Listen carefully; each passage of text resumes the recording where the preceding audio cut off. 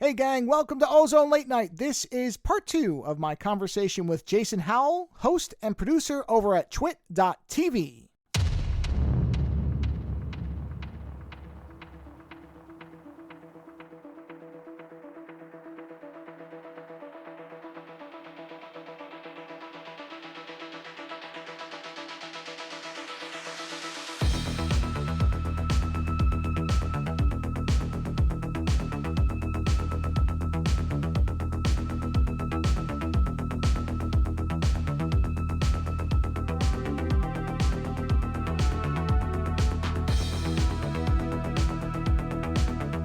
Okay, everybody, welcome back to the second installment of the Ozone Late Night, where I am joined by Jason Howell, the host and producer over on the Twit Network. You can find Jason as well as the other wonderful members of the Twit crew by going to twit.tv. Jason, welcome back for part 2. Hello. It feels like just yesterday. Yes, we always pretend, don't we? It's been a week. What has happened in a week? It hasn't been a week, everybody. So much has happened. My goodness, the world is completely different a week later. Yes, it certainly. I mean, listen, it could have changed in the 45 minutes or so that we've been talking. That's the way it is now. But yes, it hasn't actually been a week. I will cast aside the veil, and I won't lie to you, folks. It was about 5 minutes ago that we stopped the last part. I mean, it was so long ago that they referred to it as Twitter and not X. So. Oh boy. I know there are people who are sick of hearing about large language models and AI, but I feel like those topics have benefited so much from Elon Musk's stewardship, if you want to use that term, for control, whatever, of whatever's going on at whatever company it is. Yeah. Whatever. Yeah. You know what? It's unfortunate. I miss what Twitter was. I think Yeah. that's probably a lot of people say the same thing, but I do too. I avoided so much of social and just stuck with Twitter, really. And now it's like, oh yeah, that's crumbling. So I mean, I guess that's the risk you take, because I did largely the same thing. I mean, Twitter was definitely, and still is, X is the place. God, I can't do it. I can't bring myself to do it. I refuse to call it X. It's just so dumb. I can't do it. I can't do it. I know, but eventually it's just going to be the name. Anyways, that's where, my largest kind of social media following, as it were, is. And so, I kind of really focused on it and didn't do much on the other social networks, not nearly as much anyways. And so, yeah, I mean, I miss the kind of broader community kind of conversation that I feel like I used to get out of Twitter. Things are a lot quieter there now. Plus, I also just kind of like, don't feel great when I'm using it just because of the Elon, even though some people are like, well, get over it, whatever. People, businesses change and I don't know. It's a hard one. It's a hard one because Twitter was what it was for so long, and so immediately it changed into something completely different. And it's hard to see why it's changing, other than the fact that someone with a lot of money decided, hey, if I got to buy this thing, I might as well just completely turn it upside down. And I don't know. It just feels like wasted to me. No, I completely agree, because and kind of similar to what I had said in the first segment, there was a lot of bad stuff on Twitter. There was a lot of harassment. There was clearly a failure in moderating at the speed at which it had to happen. I'm not going to tell anybody, although every social network has these problems. I'm certainly not contesting that there were people who don't look like me had a much harder time on there. So I'm absolutely aware, and I'm not denying that whatsoever. But it was referred to as, a cesspool and everything before Musk bought it. And I don't agree with that. I think that, yes, there were terrible things and there were improvements to be made. But anybody who thought it was bad prior has to be reassessing at this point. And the argument of, well, businesses change. Okay, but man, that's not a great world to live in, where people can just destroy something that does provide a lot of value to people and community and benefit just on a whim. I guess I don't know, maybe I just am idealistic that way and a hippy dippy or whatever, but that bothers me that that's such an accepted thing, I guess. I mean, if you've got enough money to buy a company, you can literally do anything you want with a company, and that's what Elon Musk is proving. You know, he had the money, or rather, maybe he didn't have the money, but he was able to somehow collect the money somehow, because who the F is giving this dude money to buy Twitter, especially now? I wonder how they're feeling about that, but. You know, I mean, I suppose that's just how the world works, right? Like anything that's out there can be bought, probably. And once it is, I mean, nothing lasts forever, I guess, That's is true. the cheery message that I have for everyone right now. And Twitter is kind of the result of that. I will say though, it's forced me, or rather, I have kind of, you know, found myself in a position where I am sampling and doing different things on different social media platforms and everything. Whereas I was kind of settled on Twitter, which on one hand was kind of nice, but on another hand, you know, kind of, I don't know. I don't want to call it lazy, because no one should feel like they have to update any social media. You know, I've certainly been there where I'm like, you know what? Like, I think I'm over social media. Like, I don't need to spend my time talking about how I spend my time. Like, you know what I mean? Like crafting the perfect tweet. How many times have I opened up an app and punched out a long thing only to like stare at it for 10 seconds and then delete it and be like, all right. Like, I don't know if my posting this is worth what happens when I do. And so I'm just going to accept that I needed to write it, and then I will delete it and pretend like I posted it and move on. And as a result, you know, I got very silent on social media because it just didn't seem worth it. Well, yeah, and kind of what you were saying was that the one thing that is beneficial is that there are now other. I mean, I'm not necessarily. Yeah, thank you. You got back on my track. Well, no, but I agree, because what I ended up doing with Twitter, and actually I felt like this was a better use of it for me, because I just never felt like I had all that much to say anyway. I mean, I'm not going to tell you what I had for breakfast and dinner every night of the week. But I like the idea of, I would go on there, find other illustrators, and I would boost them as much as I could. Say, oh, this is great work. You should look at this. That was what I felt like Twitter was actually really good for, was not necessarily me broadcasting what I had to say, because I didn't have much to say, but trying to, as much as possible, highlight others who, you know, may not have had the big names and might get 3 or 4 people to follow them and maybe buy their work. So that was something that I feel like, yeah, Twitter is now, because there are people who are like, well, I made what name I have on Twitter. I was never on these other ones. What am I supposed to do now? I really feel bad for them, because I don't think anybody should have to have 16 social media accounts and constantly put the same content on all the time to get traction. I mean, that's, oh my God, it's exhausting. That's another form of misery, isn't it? It really is. Yeah, it totally is. It totally is. And it's just, you know, again, it's untenable. What it makes me feel like when I find myself in that position, I'm like, you know, checking 5-6 apps and like, oh, I got to post over here. I got to post over here. It makes me feel like I need an assistant, and I don't. Like, I do not need an assistant to update my social media. No one does. I suppose if you're a business and, you know, it's a marketing arm, I suppose then, or I guess celebrities probably do that. But my point is not that like my words are so valuable I need an assistant to put it out there. It's just that the ecosystem around social is so convoluted and like broken from each other that it kind of requires like a part-time job just to like manage it and craft things and put them out and get the video or cut together your TikTok to put it, you know, like, it's exhausting. Like, when do you find time for anything else if you're busy updating all of your socials?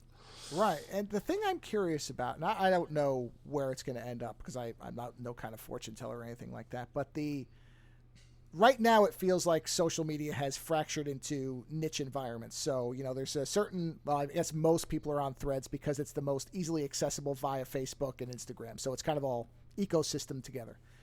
Then you've got Mastodon, which feels like it has become a lot of technology people and journalist types, you know, because I'm kind of on a lot of things now, which is, oh God, what am I doing with my phone? And then I'm on Blue Sky as well, which is kind of like the rubber room, romper room of weirdos, which is actually the one I like the best because it's just all psychos, and that's great. I'm there for the weirdos, and that's God, I've that's spent the least amount of time with Blue Sky. It is really. I've said this many times, and it still holds true. It is artists, weirdos, perverts, and sex workers. That's the core 4 group on there, and that's fine with me because it's a very varied and diverse group of people with a lot, like Stacey Higginbotham is on there, Brianna Wu is on there. So there's all these really interesting people from all over the place, and they're right next to like Chris Cooper, the artist known as Coop, who draws all kinds of like devil women and stuff like that. And I've followed him for years. So it's this big, what feels like early Twitter when it wasn't mainstreamed, I guess. And so it has a niche to it. And there's a lot of people who just won't even touch it. The same way, it's kind of like, well, it's still invites, right? Yeah, it's still invite only, which is, part of the reason. And I think that's not going to be sustainable for much longer. If they want to last, it's going to have to go away. Yeah. So yes, that is also part of it. And that's what I mean about the other side of it is, okay, if it opens up, does it now become nothing? Right. Because will it just be Twitter again? And that's does it vanillify? Well, that's the thing is the future of social actually niche social, where you go to the groups. I mean, there's a negativity, there's a downside of that, which is the echo chamber problem. If you're only where everybody's saying what you agree with, oh, well, guess what that leads to? Not great stuff. We know that's bad. But at the same time, if it is a huge, basically rock concert where everything's turned up so loud, all you're hearing is the static of your tinnitus kicking in, is that beneficial? I don't know which is better or worse. And I don't know what it's going to end up with, but I don't know if we're going to ever get back to something like Twitter or Facebook where it's literally just a stream of everything and you can just kind of wade in and wade out. Yeah. I don't know. It's I don't know where we're going. It feels different, but it feels like everybody's trying to recreate what was already there. Yeah, I think you're absolutely right. I mean, Threads, has felt very much like, oh, let's try and do Twitter again. And like, came out screaming with its release, anchored in no small part by the Instagram kind of, your Instagram followers and everything. And I don't know, like I'd be curious to know if engagement and all those other, silly metrics are, if those numbers are going down on Threads, because I think what I realized time and time again is new thing announced. Everybody wants on new thing. Everybody tries new thing and says new thing is amazing. Everybody kind of comes back down to earth and realizes they use new thing less than they thought they were going to, and then there's a new thing. That seems to be the wash, rinse, repeat that we're in right now. It's like, okay, but I'm not going to keep installing these damn things on my phone. Like, have a folder filled with these icons, and I can't check them all, nor do I want to. I will say that I probably like 6 weeks ago or so opened up TikTok, and I was like, what would it be like? Not that this was like some brilliant discovery, because this is probably how like millions of people use TikTok. But I was like, what would it be like in my life if I used TikTok like I used to use Twitter? Like, what if it was just like, because sometimes the thing that gets me down on social media is like, I've got this idea of something I want to put in there, but now I have to like use a stupid touchpad keyboard and misspell things a million times and punch it out, and then I have to copy edit, and I have to like craft it and make sure that it's great, because if I get a word wrong, I'm going to hear from a bunch of people that are razzing me for that, or whatever the case may be. And so it feels like I need to spend this time with the content that I just don't want to spend. And I was like, well, what if I just like hit record and I say the thing, and I do my very best to care a whole lot less about how I look and what I sound like and blah, blah, blah, and just send it out and be stupid or be goofy or whatever, and just like move on with my life. So I've been trying that, and I can't say that like I have amazing top tier TikTok content. Wow, that was a lot of alliteration. But I will say like it's kind of enjoyable to just like not care that much. So that's my whole show. I know what you mean. No, I agree. And that's where, because I was thinking about, there's a similarity to me, and this is what I wonder if we're in the middle of now with the disintegration of Twitter and kind of this isn't new, but the idea that Facebook has kind of, become a older generation thing at this point, where it's not something that the kids really, they're younger For people, I should say. sure. Yeah, it's parents. And yeah. And I was thinking about to go into your other avenue of interest, which was Android, and the fact that a lot of people have said for a long time that cell phones are stale and they're boring and everything else, and that Android, that there's no difference and things like that, which in broad strokes is true. I mean, at this point, cell phones are, what they're going to do, and we have an understanding of how they function. But that led to people playing around with flip phones. That led to, okay, well, there's or the nothing phone, which is, it's still a slab phone, but it's trying to jazz up another aspect of it. It's trying to do something that differentiates it. And I wonder if that's what's kind of going on with Threads and Blue Sky and Mastodon and everything else, because even though they all in many ways feel like they are trying to recreate Twitter, and that's because Twitter is just a feed. It's just a vertical or what, a chronological or whatever. It's just a feed of content. So it's a news ticker, except it's vertical instead of horizontal. It's not like that's something new really either. But I wonder if all of the turbulence and the crowds going to different places will end up generating something, like you said, with TikTok or something else, where there will be a different version of what social media is considered, because that is commoditized, right? I mean, it's Facebook and Twitter and to some degree Instagram. Yeah. Those are the things that most people, when you say, well, what is social media? That's what they're going to think of. Facebook, Instagram, or, younger people, TikTok. But this idea of a scrolling feed. And I don't know that that's necessarily always going to be the case. So is some of this turbulence going to lead to something else? I don't know, but I wonder if there is a benefit to this kind of fracturing and people trying to figure it out. Yeah, because otherwise it does become stagnant and stale and boring, and then nobody cares. Yeah. So I don't know that I'd call what Musk did creative destruction. I don't think there was that much direction in it. That's attributing, I think, too much intent and intelligence to what's going on. But it may be a side effect of that leads to here's another overused word, innovation in what people consider social media to be. I don't know. Yeah. I could be completely wrong. What do I know? But I guess I could be optimistic that way, because I look at flip phones and I have zero interest. Zero. I don't care. I do not want to fold my phone. But I'm thrilled that people who want that suddenly have it. There's people who adore those things. That's great. That's fantastic that market is now served. Doesn't interest me. I'm fine with a boring slab. But maybe this will be the same type of thing, that there will be some new form of how we share things. Maybe we're due for a change in the way that we interact and communicate with each other. Maybe this will lead to it. I mean, yeah, I would be really curious to know what the next thing, that it leads to is, which, I mean, I guess if we knew that, then we could be rich. Let's get rich. I'm sorry. That wasn't really a question. That was no.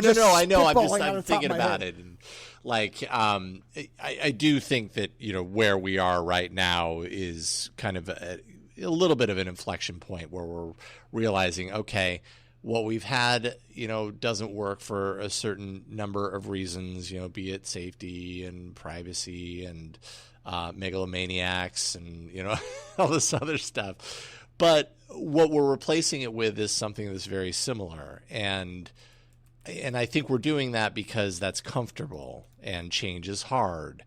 And I don't know that we're necessarily at a point right now where we're willing to be like, okay, this had a whole lot of issues with it. That's a reason why we are where we are right now. What's next? I don't know what that next point is, but yeah, and I don't know where I'm going with that. I think for a while now with social media, I've been a little kind of like the glitz is gone for me with social media, and sometimes I'm using it because I feel like I have to. Like sometimes I have guilt. Like I'm a very, my job, I'm a public person. Like I'm a public persona. I'm on these podcasts and people tell me that they enjoy kind of knowing what I'm up to and everything. So there's a part of me that feels like I need to be sharing some aspect of my life because it's kind of part of my job. And so my not sharing, it has less to do with not wanting to share my life with people, because I'm happy to come on a podcast and talk all about it. It's just more like the process, the flow of how we do that and what we actually get out of it. It's just kind of, it used to be really exciting. And now it's not. Now it's just like, I got to do that. I got to open up that app and punch out that thing in order to let everybody know. And I don't know. I do think that it's ripe for reinvention of some form, but I just don't feel like we're near that yet. No, I think people still think, want to share. Yeah, they really want to share. Well, it's like you said. It's people are using these things as they've always used them because that was the way that you used it, and there has to be some type of shift in that, and maybe it is something like TikTok, which is obviously extraordinarily popular, and a lot of people like it. And so, is it something? I don't know. This is purely just kind of me thinking out of the side of my head without any real actual endpoint, but I'm trying to conjure some type of optimism about all this because I don't think just as people is like, oh yeah, it's the death of social media and good, it's overdue, and I don't agree with that. I don't think that that's necessarily I don't agree with that either. Yeah, because I have talked to people and like my artwork has connected with people in really wild ways that I never would have anticipated. And they weren't because I'm out there and I'm a really social person, because I'm not. And I can't travel the globe. I don't have that kind of money, nor a private jet, nor would I want to, because I'm terrified of flying. So my avenue to that type of stuff is these outlets. And so there isn't no value to them. For sure. So it will be, so that's what I mean. For that stuff. Yeah, sure. It can be. It can be good and it can be awful, like everything. Speaking of which, segue. See that? That's a segue. I rarely do it very effectively. You know what Let's you're doing. move into your newest show, your AI show, because one thing that's always interesting to me, now, I'm going to see if I got this right. Based on how I've heard you talk about it and how the stories you've covered and the things you've said about it, it feels like you are kind of, well, actually, you know what? Instead of me interpreting, as a creator, since you are a musician, somebody who crafts original creative output that you do, how do you look at everything around AI? And because there's really kind of the two camps. It's the future and it's going to destroy everything. And not destroy everything like Skynet. I know everybody jumps that, but I mean, a lot of people in creative industries are very concerned, terrified, angry about the fact that they feel like this is a vacuum that will take what is unique about what they do, suck it up, and just spit it out for somebody else to use, with them being left in the dust. Yeah. So as a creator, and then there's people on the other side who say, no, it lets you make anything you want. That's the power of it. Your imagination is unleashed. You don't need to know how to draw or how to play a guitar or anything. You can just tell this system what you're trying to get to and refine it, and then you end up with something that you would never have been able to do on your own because you lack that innate talent. And that's the positive side of it.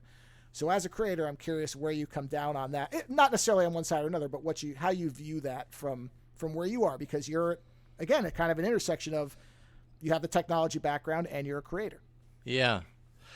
I can understand the panic. I can understand that if you are in a position or in life where you have a very specific skill and a technology comes along and lowers the bar of entry for that skill, which is not to say that it replaces the quality of that person, right? If you're an artist, or if you're, a musician or whatever, I don't know that AI automatically creates better art or creates better music than you do as a professional musician or a professional artist. I mean, it creates different art. But I have a hard time believing that the value of human art or human capability just goes away when there is an electronic kind of also, I don't know what the word is, but kind of a representation of that. I see these tools as something that can be used to kind of supercharge or superpower what we already know. And so when I think of like an artist, like a digital artist, and I think of Photoshop, in the early days, 20 years ago, Photoshop was, did all these things that were really difficult to do prior to Photoshop. And over time, it introduces new features. And, I think there have been these little moments of panic of like, oh, well, but at the same time, I think that the true artists that are using Photoshop see that as a tool to be used. And ultimately, I think most artists learn how to use Photoshop because that's just part of the modern way of creating that type of art. And same goes for music and everything. So when I look at this, I don't automatically jump to it's going to destroy everyone's jobs. It's going to take over the world. I don't see it. I don't jump to the conclusion that AI is here and it's going to, put everybody out of work or that sort of stuff. Do I think that's going to happen to some degree? Yeah, probably, because every big, movement in technology, with technology does that. It's just the way of the world. But I don't think that it serves anyone to say, artificial intelligence does these things really well. We need to stop it so that we can do them well. I think that instead, if I was in that position, I would really just kind of personally, and I realize like I'm not in that position, so it's easy for me to say, it's probably really scary to be in that position, and I can totally empathize with that. But I would do my best in what control I have over my life to really take a look at the tools and see and be realistic about it. The technology is not going to go away. Like, it's just not. The stuff is open sourced. It's going to exist. And if that is the case, if that is true, then how do we harness the capabilities of these technologies to make ourselves even better at what we do? And I totally recognize that's not an easy thing to do. It's it requires learning new skills. It requires really being in a vulnerable place for a while, where you realize like maybe what I do is not good enough, but it will be. Just like turn towards it and see what you can learn about it, and I'm pretty certain you can become even better at what you do. That's kind of my take on it. Yeah, I'm in a similar mind where I am not afraid of these things, because what I think some people do is they get this idea that it's going to replace what human beings do, which is preposterous. And I think this is actually also something that happens from the proponent side, where I hear people who say, oh yeah, don't worry, pretty soon, yes, it can't get fingers right, but it's getting better, and eventually you will not be able to tell the difference, and it will be the same type of creation engine that a human being is, which is frankly ridiculous, because even if you had a machine that could think like a person, it's not a person. There's going to be differences. So I look at both sides, and I'm like, there is so much, the word panic is a good one, there's so much panic over it. And I have people from both sides of it that I engage with regularly, where I just kind of stay neutral. I'm like, well, what do you think, type of thing. And there's people who just pull out flamethrowers, and I'm like, okay, got it. And I just kind of go, all right, I'm not going to disagree with you, because I don't need 4 hours of you screaming at me about why you're right. Even if you are, I don't need it. But I think what I have picked up, and I don't know if you have necessarily detected this, but it is interesting. It's more interesting to me to listen to how people talk about creativity than the tools themselves.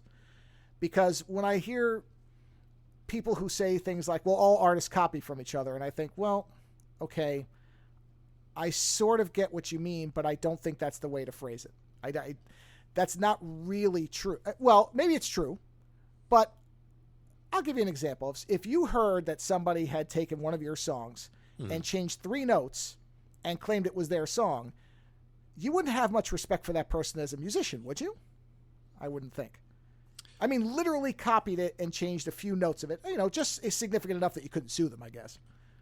But you wouldn't look at that. And go, when you say copy, just so that I'm clear, when you say copy, like they're copying the recorded song that I have, or they are like copying how I play the song and changing 3 chords. Well, it's almost like a direct cover with a couple of variations. So let's say a nearly 1-to-1 copy. And this is a pure hypothetical I'm throwing out totally. to kind of illustrate a point. But you wouldn't look at that and say, well, that's a great musician who transformed my work. That's somebody who copied my idea. Or wouldn't you? I guess that's a question. I probably would look at that and be like, all right, that person, obviously copied it. I don't know, it's hard for me because I don't make money off of my music. So, a part of me is kind of like, I don't care, Right. Whereas if somebody linked you somebody who had covered one of your songs, and it was clearly the bones of it, but they were singing differently and they were using a couple of different instruments and they were kind of, maybe it's a minute longer and they've done something that's I think a lot of people are confusing one thing for another or mixing them together, where yes, I understand if somebody's work is, if somebody puts in a prompt saying, do this in this person's style, and it looks like you could sell it as that person's art. Totally. I understand why that totally artist is upset. I totally understand that. Yeah, that's what I'm the comparison. Sorry, because I'm not really. I don't know if I'm constructing the analogy right, but whereas if you say, I don't know, I want to see Wolverine in the style of H.R. Giger. Well, H.R. Giger never drew Wolverine. Right. So I don't think he would really care. I think he would look at it and go, why would I ever draw that silly character? But that to me is like, okay, that's just having fun with it. And I think that's where a lot of people just conflate it all into one thing. It's like, no, I think there is a valid discussion to define. And I know defining transformative is tough, but you know what? We have to have tough discussions about things that impact people's lives sometimes. And we should understand that there has to be some type of judgment on what a transformative work is. And it can't be as simple as, well, I took that person's work and I made it orange. No, it's got to be more than that. And I don't know how you define that. Yeah, I don't know what that line is either. Yeah, but I think that's a really big question to be determined in the coming months and years around generative AI, is what actually is transformative, because it does feel like kind of an intangible thing to put your finger on. It's kind of like saying, it when you see it. It's like, okay, well. No, and you're right, because here's an example. If you decided to generate a line of, I don't know, jackets that were artwork around Mickey Mouse, I'm pretty sure you wouldn't be able to sell millions of dollars worth of that if you could recognize Mickey Mouse, because I think there's a company that might be knocking on your door in about 15 minutes. Yeah.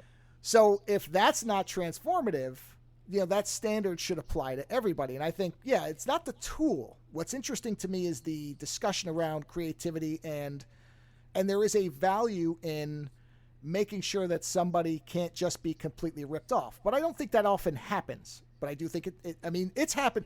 And here's another thing, everybody. This happened before AI, because if you go to Redbubble and TeePublic, you will find people's copyrighted works on T-shirts being sold by not the artists. So this is not new. This is, I think, though, and this again goes back to the social media thing, this might be beneficial in getting us to look at creators and understanding their value more. I'm hoping that. I don't know if that's the result.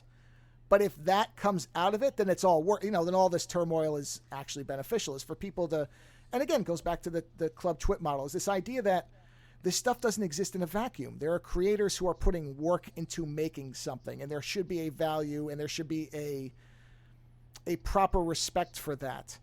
Yeah. And so, ideally. Well, I don't know. I'll let you speak, because now I'm just talking in circles. I was just going to say, I think that's kind of where I'm at with all of this. There will always be, in my opinion, I could be totally wrong, but I think there will always be value, and perhaps a higher value, placed on a human, like a human's artistic output, or a human's effort. There are certain things that we're going to realize, though, that don't need that don't really need human. It's not creative. Like, okay, let me give you a really great example, because this just happened today.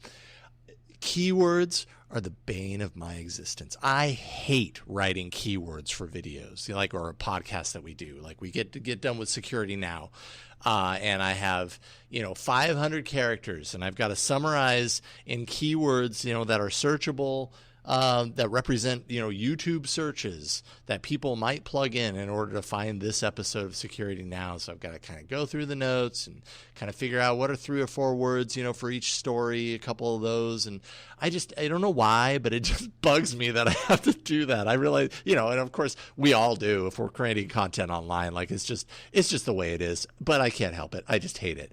So then I feel like that's a perfect opportunity for me to just plug some stuff into an AI, So I use ChatGPT. I also use Claude. With Claude, I was actually able to upload Steve Gibson, the host of Security Now's entire PDF, and just said, give me, less than 500 characters, but but almost exactly 500 characters of keywords derived of video, searchable video keywords that a user of YouTube might plug in to find this podcast. And, it gave me 500 usable characters of keywords. And like, sure, I'm sure there's someone out there whose job it is to create keywords, but I'm telling you, like, this is the prime example. It's like, I don't think AI is putting that keyword guy or that keyword person out of a job. I think AI is saving that person from having to do something that's just really, crummy. So there are certain use cases where AI is going to replace a human. But again, I just subscribe to the belief that frees up that person to do something that's, more skillful or more enjoyable or more something. I don't know what it is, but it frees us up for other things. It frees us up to do more or to do better, or you know what I mean? I keep going back around to this idea of like AI giving us the tools to make ourselves kind of like give ourselves superpowers, because that feels to me to be right. That doesn't remove the human from the experience. That still keeps us in control. We just now have these tools like Photoshop, like I was talking about earlier. If we were in the 80s and someone showed you Photoshop, they'd be like, oh, that's magic what that can do. I mean, there were image editors and stuff like that. But if you were to take like an iMac and take it to the 80s and show them Photoshop, they'd be like magic. And they'd be astounded by what it could do. And I sometimes wonder why we're not thinking about AI from that lens. Like, it's amazing that it can do this stuff. We don't have to be afraid of it. Computers have gotten really good at being computers. So let's harness it. Let's use it for something really amazing. Oh, no, and I agree, because what it does, even if it doesn't allow you to do something else, it can just by removing tedium, it's good. There was an image Tedium, I had. exactly, yes. I had an image I took on my phone, and I did it in a vertical format, and it was a nice picture of my dog, and I knew my mom would like it, and I have one of those digital frames that she has that I can remotely, because she's back in New York, so I can remotely throw images onto it. But because I'm extraordinarily OCD about stuff and visual, I can't possibly put a vertical image on a wide screen. So it'll just drive me crazy, even though she would never notice it in a million years. She's, oh, it's a sweet picture, and won't see the giant black boxes on either side that would make me rip my hair out. That's something that bugs you and I, being in our mid to late 40s. Right. Yeah. So I went to, I opened up Photoshop Beta, and I put the picture in there, and I said, generate the rest of the lawn next to the dog. And I kind of put her off center to at least have the rule of thirds thing happening. And it generated a beautiful backdrop that matched everything else. Now, I could have gone out there with the phone at the same time and taken a picture and stitched it and gone in with the erase tool. And, I can do it, but why would I spend 4 hours on that when this thing can do it? Now, that didn't destroy the image I took. It enhanced it, and it saved me a bunch of hours so that my mom can enjoy a picture of the dog that doesn't look weird. I know, it's only going to look weird to me. So this is almost like it's almost I'm doing it for myself, even though I can't see it. But in my mind, she's enjoying a much better picture than before. And it took, 15 seconds for it to generate it, because I gave it the right prompts and it just filled it in and it looked great. Yep. Nobody's going to care. And moving on. Right. Moving on with life. So that's what I mean about it. I think that the important thing is that the value of the creator themselves, and understanding that there is something unique to human creation. And that part. Also, here's another thing, and I don't hear this get talked about enough. At least, well, maybe it does, and I'm just not hearing it. But let's say you have somebody who has a, cerebral palsy, something like that, and has limited mobility. Wants to paint, can't. Has it painting in their mind, can't get it out because it's simply too physically difficult. Why should that person not be able to generate what's in their mind through this thing and enjoy what's in their head? Who is it harming? Yeah. Again, if they generate something... Well, yeah, exactly. That's what it is. And on the other side, I do think that though that people should be able to say, I don't want my work as part of this. Now, I don't know what that would take. Totally agree. Because there's a lot to be built in there to make that happen. But that I think, at least in my mind, is the reasonable compromise, is to say, you know what? I don't want to be a part of this. You shouldn't have to be part of something you don't want to be part of. That's fine. Past that, it's hysteria. It feels like to me. It's hysteria over as you said, every technological innovation, it happened with the car, it happened with the printing press. It's always happened where people will flip out over something.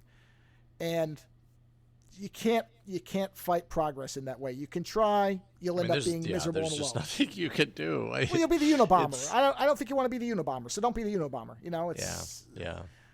But yeah, the option thing I think would be good. These tools are open source, you know, in a lot of different directions. I mean, the genie's out of the box, so it's like, how do we live with it now? And I don't think that living with it is a bad thing. But again, I also have to really stress, like, I totally empathize with people who are afraid of the technology, who have careers that are, you know, who have careers and truly feel like their well-being is jeopardized by these tools. I totally get it. It's scary. Change is hard, but I just don't. I don't know that. I don't think that something like AI can be litigated away. Like, I just don't. Or you know, like, I don't think that. I don't think there's any getting rid of those impacts. I do think that over time it gets better. Yes. I think that we need ways to do what you're talking about, to be able to exclude data, to be able to, you know, have some sort of controls over, like I do feel for artists who have a very specific art style, and then, you know, the AI is able to replicate it and create, you know, in their style. Do I feel like that shouldn't be possible whatsoever? I don't know. I kind of feel like jury's still out, because again, I go back to, yeah, but you know, the artist is always going to win. Like, you're the artist. You're the artist that people know is the authentic, real, you know, person creating that art. And I just have to believe that that will always be more valuable. Because here's another thing that I think is really interesting about AI. When it comes to naming things, and we've even, you know, played around with this with the AI show, got to come up with a title. So everybody's like, oh, what about using AI to come up with a title for your AI show? And so I use, you know, a ChatGPT or whatever, and come up with, in a matter of seconds, come up with 50 names for an AI podcast. And tell me if this is you. When I see a list that was just generated and it's 50 of them that came really easily, my immediate kind of like emotional response to that, no matter how good they are, is that they're not good. It's like I look at that list and I'm like, that was far too easy. They're not good. Now, what I would like to do is take that list, go back in time, and give it to someone, have someone give it to someone, and have that person, you know, maybe it's an intern or maybe it's another employee here at Twit or whatever, come up to me and be like, hey, you know, I spent last night thinking about your new AI show, and I came up with 50 titles that, you know, you can use them, you can just throw them away, but here's 50 titles for your AI show. I hope this is helpful.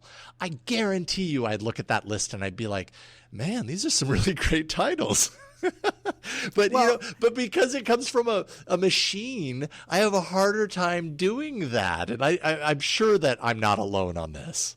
No, and some of that I think is a lot of people have pointed out, a byproduct of the fact that these machines are all kind of, they aren't intuitive, they aren't really inventive. What they're doing is they're remixing. Yeah, it's totally it's remixed. So there is always going to be the randomness that's going to be missing from that. That's why when, and we're not going to start on this too far because we'll be here for 2 hours, but this idea that people are like, well, one day they'll replace the human brain with a machine brain. I'm like, no, they won't, because it's still not a human brain in a human body. And the traumas and the things that can be experienced by a biological body cannot be replicated in a machine body. It can be similar, but it will never be the same. That's not to say it's worse or better necessarily, but it's not the same.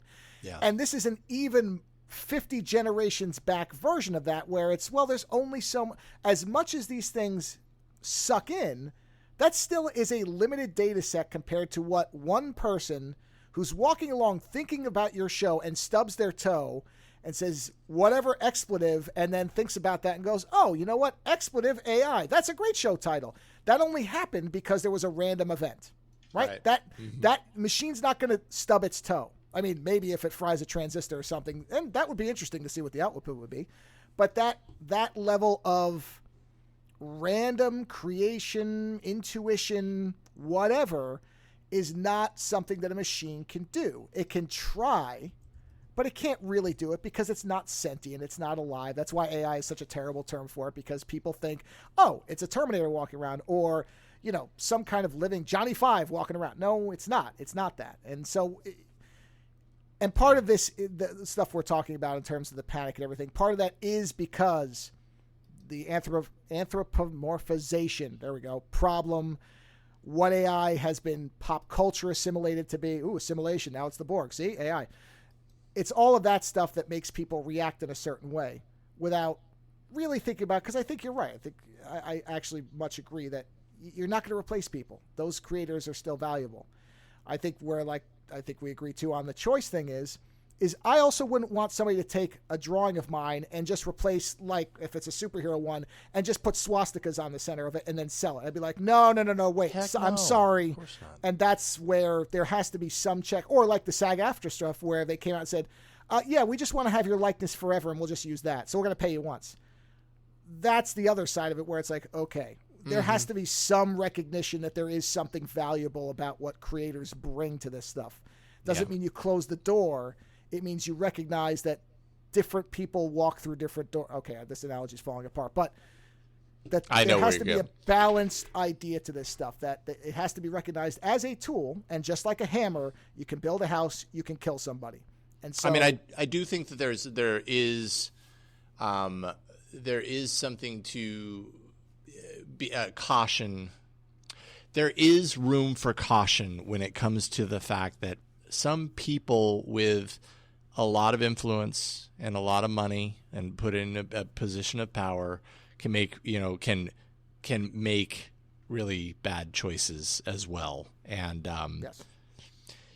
So keeping a leash on the tool and not just killing it outright is maybe the better approach. You can't say it can't exist, but let's make sure it exists in the most beneficial way for everybody that's possible. I think, absolutely. That's the point. Is I think it absolutely needs guardrails. Again, but having said that, like, how do you put guardrails on something that's like out there in open source, and, like, you know what I mean? Like, can be a million different things. Well, you can't control everything. That's life in general, but you can try to. Just like everything. I mean, you can't control all the bad things that can happen to people, but what you try to do is, put a seatbelt in a car. Let's make murder illegal because that would stop that. Things like that where you try to, without going crazy and saying, okay, you have to stay in a little metal box for your entire life in a secure environment so that nothing can ever harm you. You can't do that either.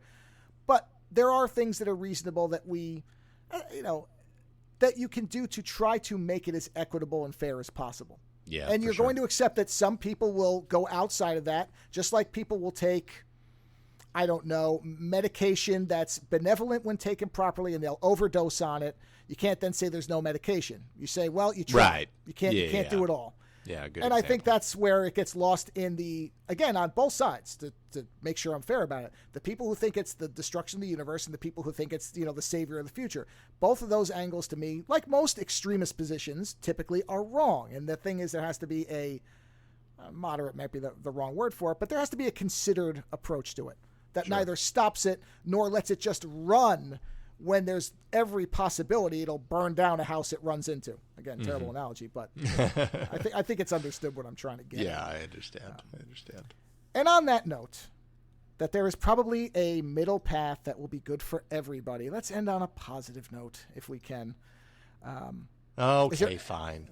Well, I'm being respectful of your time, because we could sit here all night and I could just go on and on and on, and you'd fall asleep, and so would the audience. Or we could go into the dark ages of the internet and how terrible things could be, but let's not do that either, because that's no fun. So is there anything else? I said this in the last segment. I doubt it's changed because it's only been about 40 minutes later or so. Anything that's, I should say, okay, so people can go to twit.tv. They can see you on Tech News Weekly every week, or every week you're not on vacation or, in the office. Yeah. Pretty much. If you're a member of Club, now the AI show is a Club Twit show. Yeah, I mean, the AI show that I'm working on is a Club Twitch show, and the plan is, if and when we get it to a certain point, as I feel like is the case with a lot of what starts in the club, when it gets to enough kind of listeners and has enough energy around it, and they feel they can break it out of the club, then they would do that at some point. But yes, absolutely would start in the club. If you go to twit.tv/clubtwit, you can get all the information as far as the club is concerned. But that would give you access to this show, as well as, we have a couple of other shows that we do in the club as well. Hands on Mac, Hands on Windows, Home Theater Geeks. Actually, there's a lot happening in the club now. It's been scaling over the last couple of years. Amp Pruitt has been really busy with it and doing an amazing job kind of growing it. So. But the nice part is you can go and you can sample the free shows and get an idea. And then if you want more, you can subscribe and you get access to a whole bunch more stuff, which like I said, I think that's a great model. So, yeah. But yeah, you can find Jason's work over at twit.tv. You can go to yellowgoldmusic.com. Hey. Got it, finally. Yeah, there you go. To listen to Jason's music, which is really good, and I would recommend it. Yeah. And I would actually say, I don't know when you'll have time to do anything like this, but I would certainly not be averse to purchasing a full album of songs like the most recent one that's an electronic-based one, because I thought it was very good. Well, so I do have some music in the works right now. I have a scoop. I've got a scoop. Well, actually, since this episode releases a week later, I think by the time this episode is released, I have been doing a side project with a friend of mine called Wall, Wall. And it's electronic music focused. It's like industrial dance along with some like techno influence. I do vocals on it. We did an EP called This Here Life. So if you go onto Spotify at the time of this podcast, you can search for Wall, This Here Life, and you'll find a 4-song EP that we're really proud of. That's coming out. And then I also have an EP that I'm working on for Yellow Gold. It's not as electronic focused as the song you're talking about. You're talking about Freeform. But it's definitely has its own vibe. And that's coming out, I don't know when, probably in the coming next month or two. And I think that's even better. Right? There's lots of people I know who do different types of music so that's great. Certainly, the more variety, the better. So I will actually link. So I will save people the trouble of even having to go to Google or whatever your search engine is. I will put the link to this Life EP in the show notes. I have it noted, so I will make sure that's in there. Or you can search for it if you really don't like clicking on show notes. I understand. This Here Life, yeah. This Here Life. Oh, see, I got to correct it. Hold on. It's all good. H-E-R-E, Life. That's right. Well, Jason, this was a blast. I really appreciate you taking the time to do this, because I know you got a ton of stuff going on with Twit, so I really appreciate everybody whenever they come. I've never done a bad one of these, not meaning I'm any good, but meaning that I've never had a bad time. Right. Everybody I've had on. Oh, boy, I wish that hadn't happened. Yeah, no, this is a lot of fun, Joe. Thank you. This is a lot of fun hanging out with you and getting to talk about all sorts of things. Well, as I tell everybody, my door is always open, so at some point in the future, if you are massively bored, then we can do something like this again. Sweet. But for now, I will remind people, go over to twit.tv, go to yellowgoldmusic.com, and if you want to hear our back catalog, you can go over to ozonenightmare.com and click the podcast link, and then there's an archive where you can listen to our older stuff. So feel free to let me know how you enjoyed our conversation, and I, as always, will pass along any comments to Jason. But you can reach Jason. Is it jason@twit.tv? That's it. Yep. So if you want to email Jason directly and cut me completely out of it, I understand. Go for it. You can do that. Otherwise, thank you for stopping by and listening to Jason say really informative things and me babble on for far too long. And we will see you on the next episode of Ozone Late Night. Bye.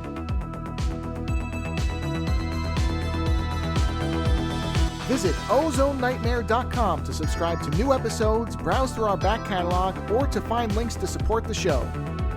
Follow @Ozone Nightmare on Twitter for the latest episode postings and other show information. If 280 characters just isn't enough, you can always email us at ozonenightmare@gmail.com. Music for Ozone Late Night is provided by Ogre. Visit ogresounds.bandcamp.com to hear and purchase his fantastic selection of music.